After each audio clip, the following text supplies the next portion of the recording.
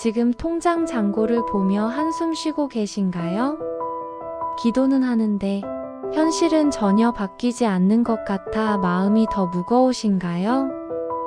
오늘 이 말씀은 경제적으로 가장 힘든 순간에도 하나님을 신뢰할 수 있는 이유를 분명하게 보여줍니다.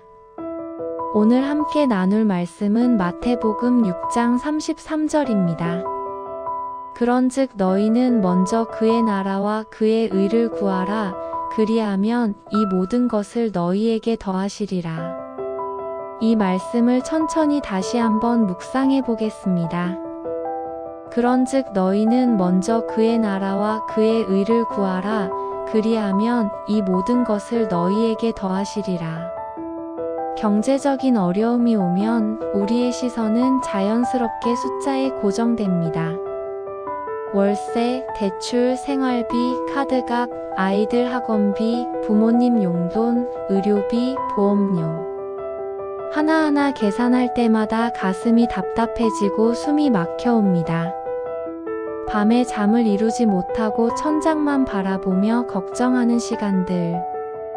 아침에 눈을 떠도 희망보다는 불안이 먼저 찾아오는 그런 날들 말입니다.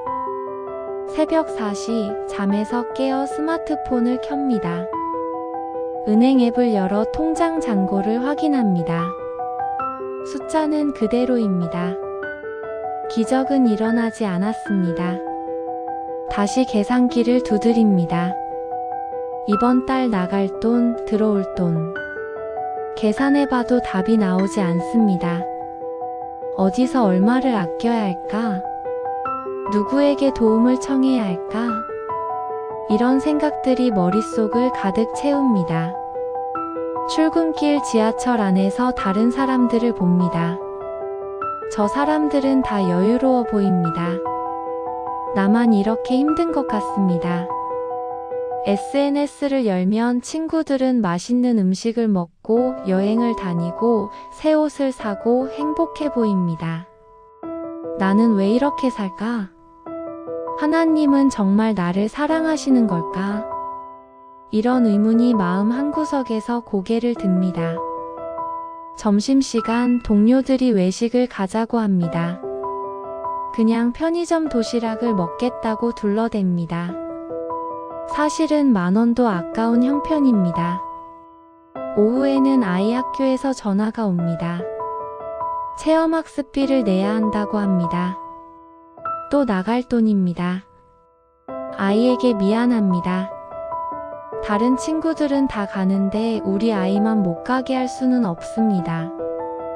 퇴근 후 집에 돌아와도 마음이 편치 않습니다. 우편함에는 고지서들이 쌓여 있습니다. 전기세, 가스비, 관리비, 통신비. 하나하나 뜯어볼 용기가 나지 않습니다. 냉장고를 엽니다. 별로 없습니다. 장을 봐야 하는데 카드 한도가 걱정됩니다.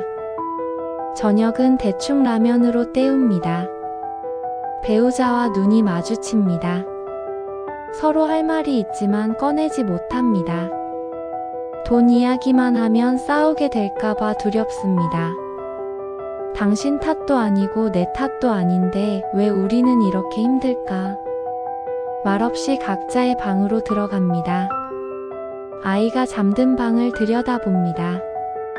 저 아이에게 더 좋은 환경을 만들어주지 못해서 미안합니다. 밤이 되면 또다시 계산이 시작됩니다. 이번 달은 어떻게든 넘겼는데 다음 달은 어떻게 하지? 그 다음 달은? 내년은? 이렇게 언제까지 살아야 하나? 끝이 보이지 않습니다. 터널 속을 걷는 것 같습니다. 빛이 보이지 않습니다. 교회에 가는 것도 부담스럽습니다. 11조를 드려야 하는데 지금 형편에 그게 가능할까? 헌금 봉투를 들면 손이 떨립니다. 하나님께 드리고 싶은데 현실적으로 여유가 없습니다. 예배 시간에 목사님 말씀이 들립니다. 하나님을 신뢰하라고, 염려하지 말라고. 그런데 현실은 너무 막막합니다. 신앙과 현실 사이에서 갈등합니다. 기도하려고 무릎을 꿇습니다. 하나님 도와주세요. 이 말밖에 나오지 않습니다. 기도하면서도 의심이 듭니다. 정말 들어주실까? 지금까지 기도했는데 왜 상황은 나아지지 않을까? 어떤 날은 기도가 허공에 울리는 메아리 같습니다. 응답이 들리지 않습니다. 친구에게 전화가 옵니다. 커피 한잔 하자고 합니다. 거절합니다. 커피 값도 부담입니다. 사람 만나는 것도 두렵습니다. 내 형편을 들킬까봐, 초라한 모습을 보일까봐 사람들을 피하게 됩니다. 점점 고립됩니다. 관계가 멀어집니다. 외롭습니다. 부모님께 전화가 옵니다. 용돈을 드려야 하는데 이번 달도 못 드렸습니다. 죄송하다는 말씀을 드립니다. 부모님은 괜찮다고 하시지만 마음이 무겁습니다. 효도는커녕 걱정만 끼쳐드립니다. 어릴 적 나를 키우시느라 고생하신 부모님께 이제는 제가 편하게 해드려야 하는데 오히려 짐이 되고 있습니다. 직장에서도 스트레스를 받습니다. 일에 집중이 안 됩니다. 머릿속은 온통 돈 걱정뿐입니다. 실수를 합니다. 상사에게 지적을 받습니다. 이 일마저 잃으면 어떡하나 두렵습니다. 더 열심히 해야 하는데 몸도 마음도 지쳐갑니다. 주말이 되어도 쉬지 못합니다. 아르바이트를 알아봅니다. 부업을 찾아봅니다. 조금이라도 더 벌 수 있는 방법을 찾습니다. 그런데 시간과 체력에는 한계가 있습니다. 이미 하루하루가 버겁습니다. 더 일하면 건강을 잃을 것 같습니다. 하지만 일하지 않으면 생계가 막막합니다. 인터넷을 뒤집니다. 재테크 정보를 찾습니다. 주식, 코인, 부동산. 한 방을 노립니다. 그런데 여유 자금이 없습니다. 투자할 돈이 없는데 무슨 재테크입니까? 오히려 사기를 당할까봐 두렵습니다. 쉽게 돈을 벌 수 있다는 말들이 다 의심스럽습니다. 대출을 알아봅니다. 이자율을 계산합니다. 빚으로 빚을 갚는 악순환. 알면서도 다른 방법이 보이지 않습니다. 신용점수를 확인합니다. 점점 낮아지고 있습니다. 이러다가 신용불량자가 되는 건 아닐까? 미래가 더욱 암담해집니다. 그런데 예수님은 바로 이 순간 전혀 다른 방향을 말씀하십니다. 먼저 그의 나라와 그의 의를 구하라. 이 말씀을 처음 들으면 당황스러울 수 있습니다. 지금 당장 돈이 필요한데 밀린 고지서가 쌓여 있는데 이번 달 월세를 어떻게 낼지 막막한데 하나님 나라를 먼저 구하라니요? 이게 정말 현실적인 답일까요? 마트에서 장을 보다가 가격표를 봅니다. 작년보다 또 올랐습니다. 장바구니에 담았다가 다시 내려놓습니다. 꼭 필요한 것만 삽니다. 계산대 앞에서 카드를 꺼냅니다. 승인이 될까 조마조마합니다. 다행히 결제가 됩니다. 하지만 이번 달 한도가 얼마 남지 않았습니다. 아이가 새 운동화가 필요하다고 합니다. 신발이 다 닳았습니다. 하지만 지금은 살 여유가 없습니다. 조금만 참아달라고 합니다. 아이의 실망한 표정을 봅니다. 가슴이 아픕니다. 이런 것 하나 사주지 못하는 부모가 한심합니다. 건강검진 통보서가 옵니다. 작년에도 못 갔습니다. 올해도 미룹니다. 병원 가는 것이 두렵습니다. 혹시 어디가 아프다고 하면 어떡하나? 치료비를 감당할 수 없습니다. 그냥 모르고 사는 게 나을 것 같습니다. 몸이 좀 안 좋아도 참습니다. 약국에서 약을 사 먹으며 버팁니다. 명절이 다가옵니다. 고향에 내려가야 합니다. 교통비, 용돈, 선물. 생각만 해도 머리가 아픕니다. 친척들을 만나는 것도 부담입니다. 사업은 잘 되냐고, 돈은 많이 버냐고 물어볼 것입니다. 뭐라고 대답해야 할까요? 거짓말을 할 수도 없고 사실대로 말하기도 창피합니다. 동창회 연락이 옵니다. 오랜만에 만나자고 합니다. 가고 싶습니다. 친구들이 보고 싶습니다. 하지만 회비가 부담입니다. 그리고 무엇보다 내 초라한 모습을 보이기 싫습니다. 친구들은 다 잘 사는 것 같은데 나만 뒤처진 것 같습니다. 핑계를 대고 불참합니다. 여러분, 이 말씀은 현실을 무시하라는 말이 절대 아닙니다. 오히려 무너지는 현실 속에서 무엇을 붙잡아야 하는지를 분명히 알려주시는 말씀입니다. 예수님은 우리가 살아가는 이 땅의 필요를 모르시는 분이 아닙니다. 오히려 우리보다 더 잘 아십니다. 그런데도 이렇게 말씀하시는 이유가 있습니다. 새벽에 일어나 또다시 계산기를 두드리는 그 순간 예수님은 말씀하십니다. 나를 먼저 찾으라고. 통장 잔고를 확인하며 한숨 쉬는 그 순간 예수님은 말씀하십니다. 나를 먼저 신뢰하라고. 고지서를 보며 막막해하는 그 순간 예수님은 말씀하십니다. 내가 책임지겠다고. 하나님은 우리가 돈이 있을 때만 공급자가 아니십니다. 돈이 없을 때도, 수입이 끊겼을 때도, 미래가 전혀 보이지 않을 때도 여전히 공급자이십니다. 아니, 오히려 우리에게 아무것도 없을 때 하나님의 공급하심이 더욱 분명하게 드러납니다. 우리 손에 쥐어진 것이 많을 때는 우리 능력으로 살아가는 것처럼 착각하기 쉽지만 정말 아무것도 없을 때 비로소 하나님의 손길이 얼마나 실제적인지 경험하게 됩니다. 카드값 납부일이 다가옵니다. 돈이 없습니다. 어떻게 해야 할까요? 누구에게 빌려야 할까요? 이미 빌린 돈도 많습니다. 더 빌리면 갚을 수 있을까요? 이런 생각들로 머리가 복잡합니다. 그때 하나님이 말씀하십니다. 나를 신뢰하라고. 문제는 상황이 아니라 신뢰의 방향입니다.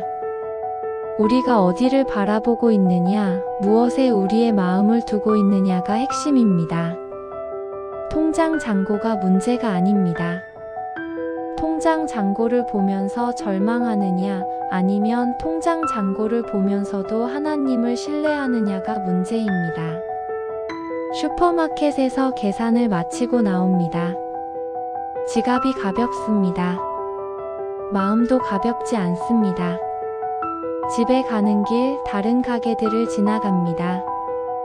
사고 싶은 것들이 많습니다. 하지만 다 참아야 합니다. 욕심이 아니라 필요한 것들인데도 살 수 없습니다. 이런 현실이 서럽습니다. 우리는 종종 이렇게 기도합니다. 하나님, 이번 달 월세만 해결해 주시면 정말 열심히 믿겠습니다. 하나님, 이 빚만 갚게 해주시면 제대로 신앙생활 하겠습니다. 하나님, 취업만 되면, 사업만 잘 되면, 수입만 생기면 그때는 정말 하나님을 의지하겠습니다. 우리는 무의식 중에 이런 거래를 하고 있습니다. 돈이 해결되면 믿겠다고 말입니다. 그러나 성경은 정반대로 말합니다. 믿음이 먼저다. 신뢰가 먼저다. 그러면 공급은 따라온다. 이것이 하나님 나라의 원리입니다.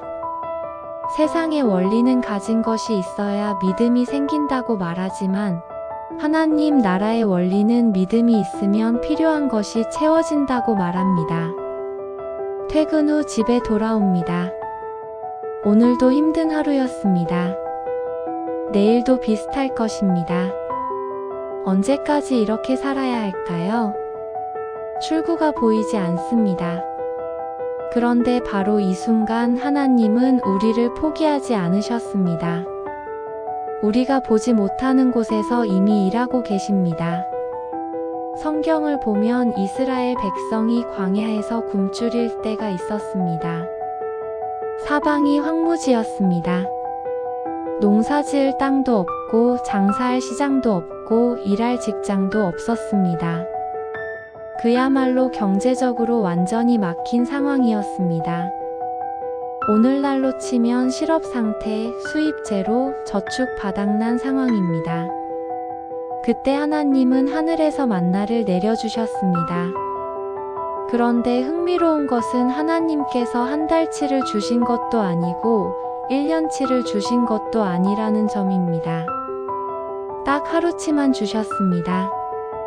오늘 먹을 것만 주셨습니다. 우리 같으면 이렇게 생각할 수 있습니다. 하나님, 어차피 주실 거면 한꺼번에 많이 주시면 안 될까요? 그러면 저장도 하고, 계획도 세우고 안심하고 살 수 있을 텐데요. 통장에 넉넉하게 있으면 얼마나 좋을까요?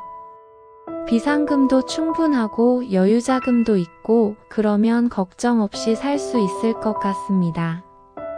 그런데 하나님은 의도적으로 하루치만 주셨습니다. 내일 것까지 모아두려고 하면 썩어버렸습니다. 왜일까요? 그 하루를 하나님을 신뢰하며 살게 하시기 위해서입니다. 매일 아침 하나님을 바라보게 하시기 위해서입니다. 어제의 만나로 오늘을 살 수 없고 오늘의 만나로 내일을 살 수 없게 하심으로써 하루하루 하나님을 의지하는 삶을 살도록 훈련시키신 것입니다. 월급날이 되었습니다. 통장에 돈이 들어옵니다. 잠깐의 안도감. 그런데 곧바로 이체가 시작됩니다. 월세, 대출 이자, 카드값, 공과금. 순식간에 통장이 텅 비어갑니다. 손에 쥐어지는 것은 거의 없습니다. 다음 월급날까지 또 버텨야 합니다. 이것이 바로 예수님께서 가르쳐 주신 기도의 핵심이기도 합니다. 오늘 우리에게 일용할 양식을 주시옵고 1년치 양식이 아닙니다. 한 달치 양식이 아닙니다. 오늘 하루 필요한 양식입니다.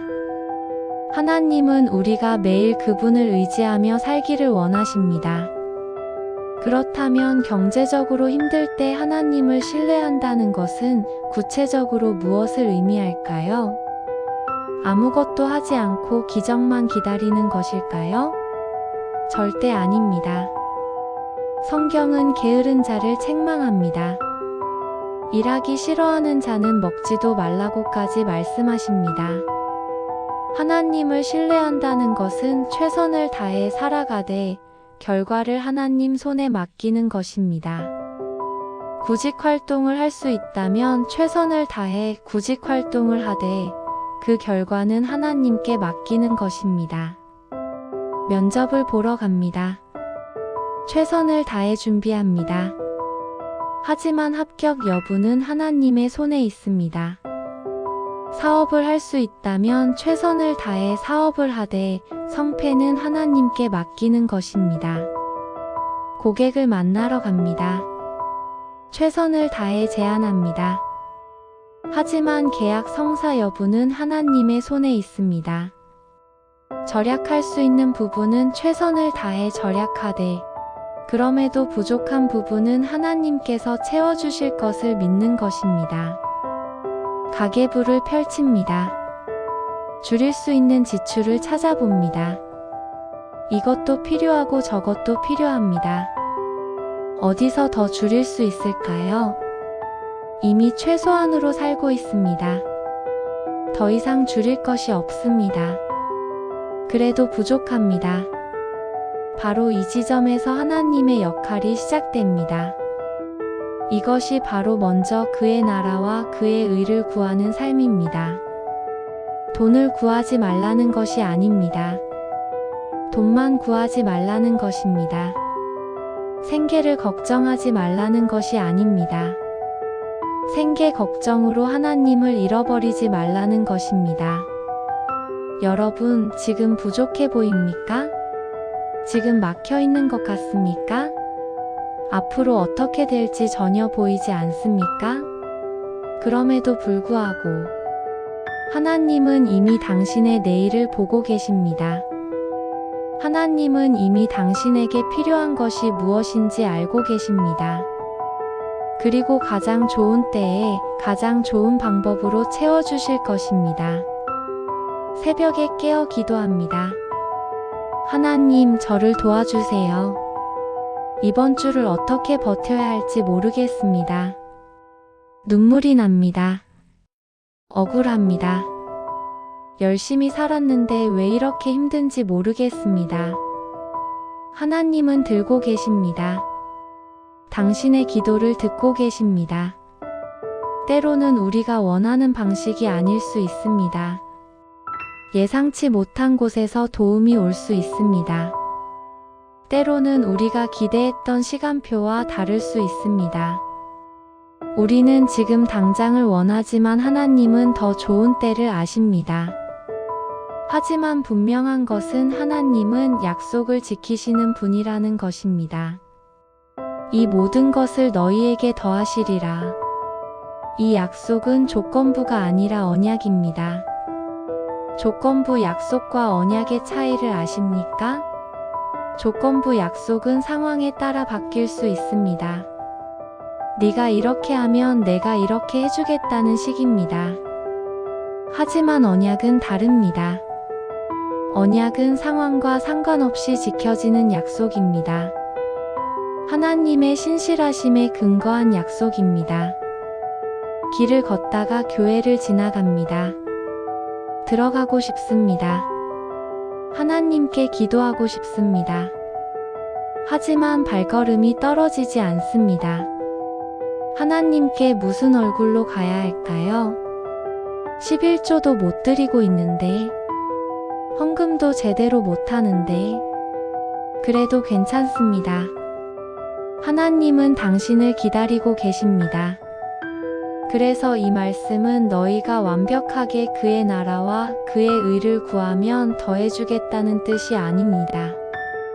우리가 먼저 그것을 구하는 자세로 살아갈 때 하나님께서 반드시 책임지신다는 약속입니다. 우리의 완벽함이 아니라 하나님의 신실하심이 이 약속의 근거입니다. 생각해 보십시오. 우리가 언제 완벽하게 하나님 나라를 구할 수 있겠습니까? 우리는 연약한 존재입니다. 어제는 믿음이 있다가도 오늘은 흔들립니다. 아침에는 확신이 있다가도 저녁에는 불안해집니다. 청구서 한 장의 믿음이 흔들립니다.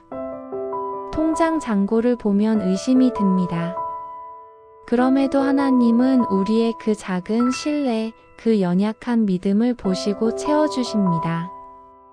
성경에는 경제적 어려움 속에서도 하나님을 신뢰했던 많은 사람들의 이야기가 나옵니다. 사르밧 과부를 기억하십니까? 그녀에게는 마지막 한 움큼의 가루와 조금의 기름밖에 남지 않았습니다. 그것으로 마지막 빵을 만들어 아들과 함께 먹고 죽으려던 순간이었습니다. 오늘날로 치면 냉장고에 라면 한 개 남은 상황입니다. 그때 엘리야 선지자가 와서 말합니다. 먼저 나를 위해 떡을 만들어 달라고. 상식적으로 생각하면 말도 안 되는 요구입니다. 자기 자식도 굶어 죽게 생긴 마당에 남을 먼저 챙기라니요. 하지만 그 과부는 순종했습니다. 먼저 하나님의 사람을 섬겼습니다. 그리고 어떤 일이 일어났습니까? 가루 항아리와 기름병이 마르지 않았습니다. 가뭄이 끝날 때까지 계속해서 채워졌습니다. 이것이 바로 먼저 그의 나라를 구하면 이 모든 것을 더하신다는 약속의 실제 예입니다. 논리적으로 이해되지 않을 수 있습니다. 하지만 하나님 나라의 원리는 그렇습니다.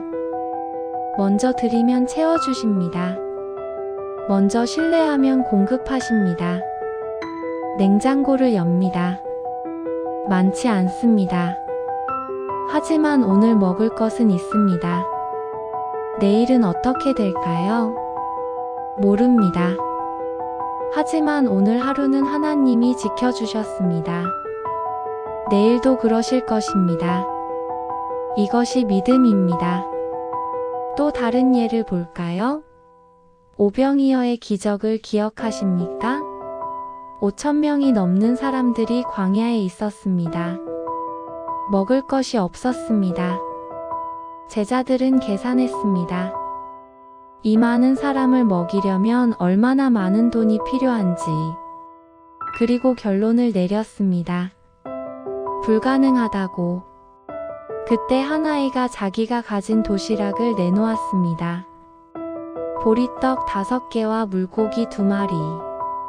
너무나 보잘것없는 것이었습니다. 5,000명을 먹이기에는 터무니없이 부족한 양이었습니다. 하지만 예수님은 그것을 받으시고 축사하신 후 나누어 주셨습니다. 그리고 모두가 배불리 먹고도 12광주리가 남았습니다. 여기서 중요한 것은 그 아이가 자기 것을 내놓았다는 점입니다. 부족하다고 감추지 않았습니다. 어차피 이걸로 뭘 할 수 있겠냐며 포기하지 않았습니다. 있는 그대로 예수님께 드렸습니다. 그리고 예수님은 그 작은 것을 가지고 놀라운 일을 행하셨습니다. 우리도 마찬가지입니다. 지금 우리 손에 있는 것이 너무 부족해 보입니까? 이걸로 뭘 할 수 있을까 싶습니까? 그래도 괜찮습니다. 있는 그대로 하나님께 드리십시오. 하나님은 우리의 부족함을 채우시는 분입니다. 지갑을 엽니다. 10,000원짜리 한 장 있습니다. 이걸로 뭘 할 수 있을까요? 하지만 이것도 하나님께 드릴 수 있습니다. 하나님은 이 작은 것도 받으시고 축복하십니다. 그런데 여기서 한 가지 오해하지 말아야 할 것이 있습니다. 하나님께서 채워주신다는 것이 반드시 우리가 원하는 방식으로, 우리가 원하는 시간에 부자가 되게 하신다는 뜻은 아닙니다. 하나님은 우리에게 필요한 것을 채워주시되, 우리에게 가장 좋은 것으로 채워주십니다. 때로는 물질적 풍요보다 더 소중한 것들을 경험하게 하십니다. 부족함 속에서 하나님을 더 깊이 알게 되고, 어려움 속에서 이웃과 더 깊은 관계를 맺게 되고, 연약함 속에서 하나님의 능력을 더 분명히 체험하게 됩니다. 이런 것들은 돈으로 살 수 없는 것들입니다. 힘든 시간을 지나면서 알게 됩니다. 정말 중요한 것이 무엇인지, 돈이 전부가 아니라는 것을. 건강한 가족, 진실한 친구, 흔들리지 않는 신앙, 이런 것들이 얼마나 소중한지. 이것들은 부족함 속에서 더 빛을 발합니다. 또한 하나님께서 채워주시는 방법도 다양합니다. 때로는 예상치 못한 수입으로, 때로는 누군가의 도움으로, 때로는 지출이 줄어드는 것으로, 때로는 필요 자체가 사라지는 것으로 채워주십니다. 중요한 것은 하나님께서 우리의 필요를 알고 계시고 반드시 책임지신다는 사실입니다. 어느 날 우연히 옛 친구를 만납니다. 밥을 사준다고 합니다. 감사합니다. 그 친구는 내 사정을 모릅니다.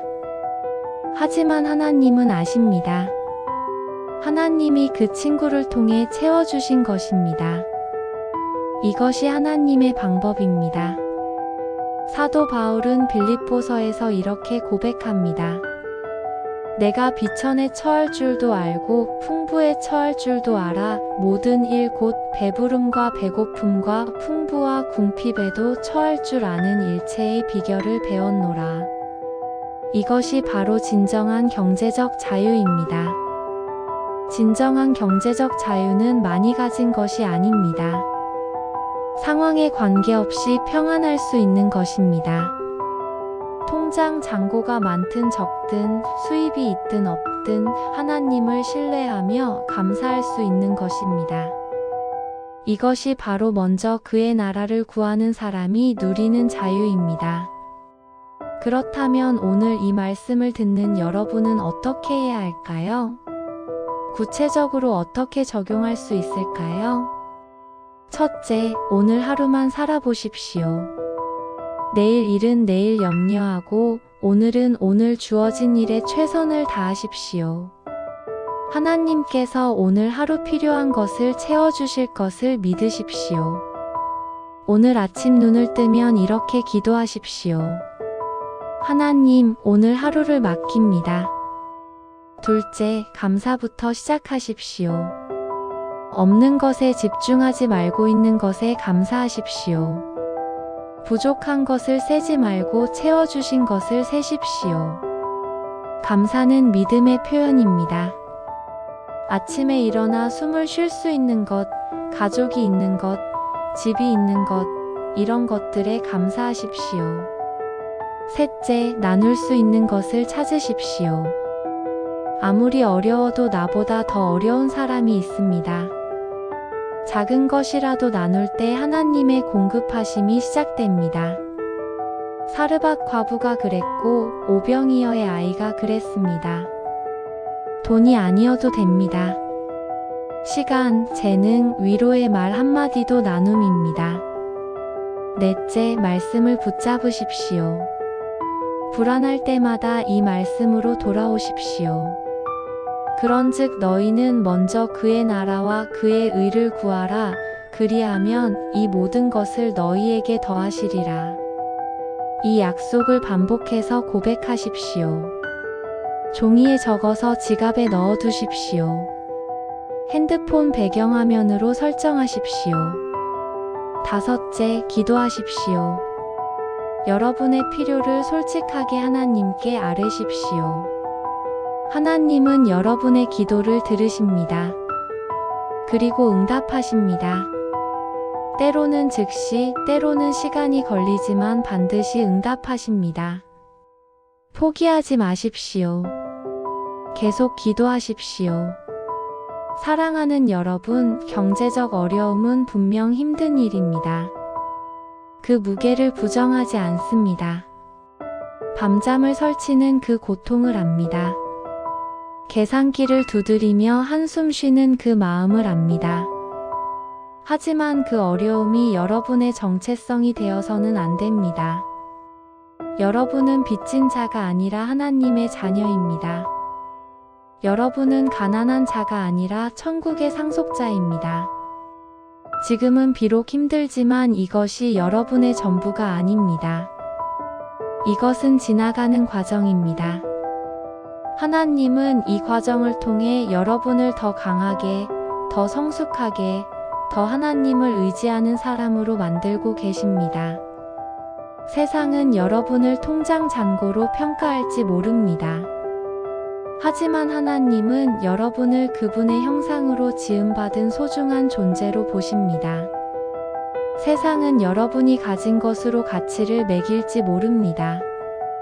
하지만 하나님은 예수 그리스도의 보혈로 여러분을 값주고 사셨습니다. 여러분은 그만큼 소중한 존재입니다. 그러므로 오늘 하루 돈보다 하나님을 먼저 신뢰해 보세요. 불안보다 말씀을 먼저 붙잡아 보세요. 걱정하는 시간에 감사하는 시간을 가져보세요. 계산하는 시간에 기도하는 시간을 가져보세요. 통장 잔고를 확인하기 전에 성경을 펼쳐보세요. 고지서를 보기 전에 하나님께 기도해 보세요. 하나님은 여러분의 필요를 모르는 분이 아닙니다. 지금 이 순간에도 여러분이 무엇을 필요로 하는지 정확히 알고 계십니다. 월세가 얼마인지, 대출 이자가 얼마인지, 생활비가 얼마나 드는지 다 아십니다. 그리고 결코 늦지 않으시는 분입니다. 때로는 우리가 생각하는 것보다 시간이 걸릴 수 있습니다. 하지만 하나님의 시간은 언제나 정확합니다. 너무 이르지도 너무 늦지도 않습니다. 딱 맞는 시간에 딱 필요한 만큼 채워주십니다. 이것이 하나님의 방법입니다. 기억하십시오. 여러분이 하나님을 먼저 구할 때 하나님은 여러분의 모든 필요를 채워주실 것입니다. 이것은 선택사항이 아니라 약속입니다. 제한이 아니라 언약입니다. 가능성이 아니라 확실성입니다. 하나님은 거짓말하실 수 없는 분입니다. 약속하신 것은 반드시 이루십니다. 그러므로 오늘 이 말씀을 붙잡고 담대히 나아가십시오. 비록 눈에 보이는 것은 부족해 보여도 하나님의 손은 여전히 여러분을 붙들고 계십니다. 비록 앞길이 막막해 보여도 하나님은 이미 길을 예비해 놓으셨습니다. 비록 오늘이 힘들어도 내일은 하나님의 손에 있습니다. 여러분은 혼자가 아닙니다. 하나님이 함께 하십니다. 여러분은 버려진 자가 아닙니다. 하나님의 자녀입니다. 여러분은 실패자가 아닙니다. 과정 중에 있는 사람입니다. 이 어려운 시간도 지나갈 것입니다. 그리고 돌아보면 이 시간이 가장 하나님을 가까이서 경험한 시간이었음을 알게 될 것입니다. 오늘 밤 잠들기 전에 하나님께 감사하십시오. 오늘 하루를 지켜주신 것에 대해, 내일도 지켜주실 것에 대해, 그리고 이렇게 고백하십시오. 그런즉 너희는 먼저 그의 나라와 그의 의를 구하라. 그리하면 이 모든 것을 너희에게 더하시리라. 이 약속을 믿습니다. 아멘. 이 말씀이 지금 당신의 마음에 위로가 되었다면 구독과 좋아요, 그리고 알림 설정으로 매일 말씀 안에서 다시 일어날 수 있도록 함께 해주세요. 당신의 신앙 여정에 이 채널이 작은 등불이 되겠습니다. 하나님의 은혜가 여러분과 함께하기를 기도합니다.